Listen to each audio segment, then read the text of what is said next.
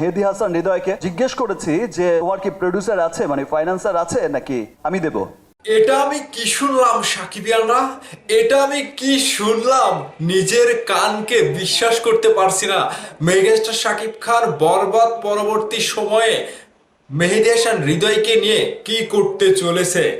আমার এখন একটা কথা মনে হচ্ছে যে বরবাদের প্রিমিয়ার শোতে কিংবা বরবাদের প্রেস মিটে শাকিব খান মেহেদী হাসান হৃদয়কে বলেছিল যে তোমার কি বাজেট কিংবা টাকা খরচা করার মতো কোনো প্রযোজক আছে, নাকি আমি নিজেই প্রযোজনা করব।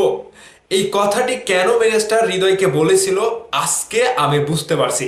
তো চলুন আজকের যে ধামাকা নিউজটা আপনাদেরকে দিতে চলেছি, এই নিউজটা শোনার পরে আপনারা কোথায় হারিয়ে যাবেন এবং উড়ে যাবেন আমি বুঝতে পারছি না। তবে যতটুকু জানতে পেরেছি এই প্রজেক্টটা বরবাদকে গিলে খাবে, বরবাদকে গিলে খাবে। প্রযোজক নিজেই শাকিব খান নিয়ে আসছে সুনামি। ভাই মিস করবেন না, মিস করবেন না। আমি আপনাদেরকে যে খবরটা দিতে চলেছি, জাস্ট সিনেমা তো কি ব্লাস্ট করবে, খবরটি শোনার সাথে সাথে আপনাদের ভেতরে একটা ব্লাস্ট হবে, ব্লাস্ট হবে, কনফার্ম ব্লাস্ট হবে। তো চলুন বিস্তারিত আলোচনা করা যাক। একটা মেহেদী হাসান হৃদয় শাকিব খানের হাত ধরে তার ক্যারিয়ারটা অভিষেক করেছে একেবারে নতুনভাবে। ঠিক শাকিব খানের কাছ থেকে যে কথাটা তিনি পেয়েছে যে কমার্শিয়াল সিনেমার one of the best director Mehedi Hasan Hridoy, ঠিক মেগাস্টার শাকিব খান এবার যে ধারাটা বইয়ে দিতে যাচ্ছে, এবার যে পথটা অনুসরণ করেছে সেটা ভিন্ন। রিয়েল এনার্জি প্রোডাকশন হাউস থেকে বরবাদ নির্মাণ করা হয়। পরবর্তীতে মেগাস্টার শাকিব খানের সাথে আর কোনো সিনেমা এখন পর্যন্ত আসেনি। তবে আবারও কি মেগাস্টার শাকিব খান হৃদয় যে কথাটা উঠে আসছে, গতকালকে যে শাকিব খানের সাথে আলোচনা হয়েছে, যে ভিডিও ক্লিপটাও দেখেছেন, এখানে একটা কিছু ধামাকা আসবে। কিন্তু সেই ধামাকার প্রযোজক যদি নিজে শাকিব খান নিজে হয় তাহলে কি হতে পারে একটু ভেবে দেখেন। ইয়াস, এটাই সত্য। আমি খুবই ঘনিষ্ঠ সূত্র থেকে একটি নিউজ পেলাম যে মেগাস্টার শাকিব খানের এবং হৃদয়ের পরবর্তী যে প্রজেক্টটা আসবে সেই প্রজেক্টটাই মেগাস্টার শাকিব খান নিজেই প্রযোজনা করবে। অর্থাৎ রিয়েল এনার্জি প্রোডাকশনের বাইরে মেহেদী হাসান হৃদয়ের সাথে শাকিব খানের প্রযোজক এবং ডিরেক্টরের একটা কেমিস্ট্রি আসবে এবং একটা ইতিহাস গড়ার মতো একটা বিশাল বড় আকারের সিনেমা নিয়ে তারা আসবে, এরকমই চিন্তা ভাবনা চলছে। গতকালকে সেই ভিডিওটা তার প্রমাণ হিসেবে একটু আভাস পাওয়া যায়।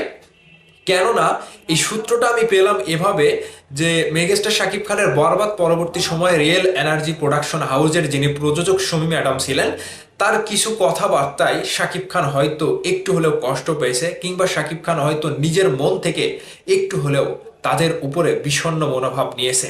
কেননা শাকিব খানকে ছাড়া গল্প লেখা কিংবা শাকিব খানের উপরে বেসিস করে গল্পটা না লেখা কিংবা শাকিব খানের জন্যই সিনেমা হিট হয় না, এরকম কিছু কথা কিন্তু শমী ম্যাডামের মুখ থেকে আমরা শুনতে পেয়েছিলাম।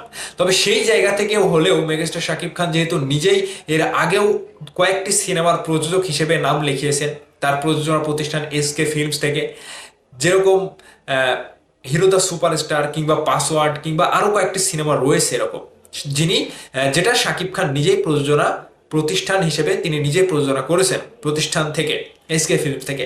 তবে এবারও সেই ব্যাপারটা হতে যাচ্ছে।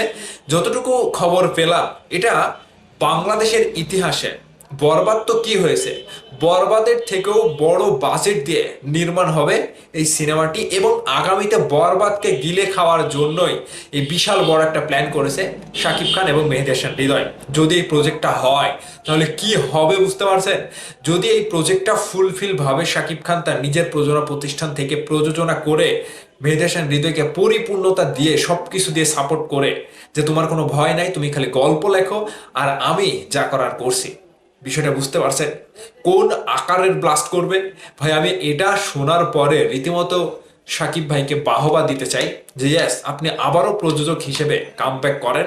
যেহেতু অনেক প্রযোজকই আপনার সিনেমা করতে গিয়ে তারা যে সমস্যায় পড়ছে কিংবা তাদের যে আর্থিকভাবে যে সমস্যায় পড়ছে, সেই জায়গা থেকে একটু হলেও আপনি নিজের টাকা খরচ করে নিজের সিনেমা বানাবেন এবং এই কথাগুলো আপনাকে আর শুনতে হবে না। দিন শেষে তো আপনার সিনেমা হিট হয় এটা সবাই জানে, কিন্তু কিছু কিছু প্রযোজনা প্রতিষ্ঠান থেকে একটু ভুলের কারণে তারা রাস্তাটা চিনতে পারে না, কিংবা কোন লেভেলের সিনেমা তৈরি করতে গেলে কত টাকা বাজেট আসবে সেটা তারা মানে আন্দাজ করতে পারে না। ঠিক সেই জায়গা থেকে মেহেদী হাসান হৃদয়কে নিয়ে যদি শাকিব খান প্রযোজক হিসেবে আবারও কামব্যাক করে এবং এরকম একটা বড় ধাঁচের বরবাদের থেকে বড় কোনো সিনেমার প্রজেক্ট হাতে নেয়, মানে নিয়েছে কিংবা আলোচনা চলছে এরকমই আমি শুনতে পেয়েছি। এখন আগামীতে যেহেতু রকস্টার আসছে, রকস্টারের পরবর্তী সময়ে 27 সালে শাকিব খান এবং মেহেদী হাসান হৃদয় এই জুটিটা আমরা দেখতে পেতে পারি। দর্শক, নিউজটি শোনার পর আপনাদের কাছে কি বলে মনে হচ্ছে? কেমন ধামাকা হতে পারে এটা? কেমন ধামাকা হতে পারে? আপনারা কি বুঝতে পারছেন? অবশ্যই কমেন্ট করে জানাবেন।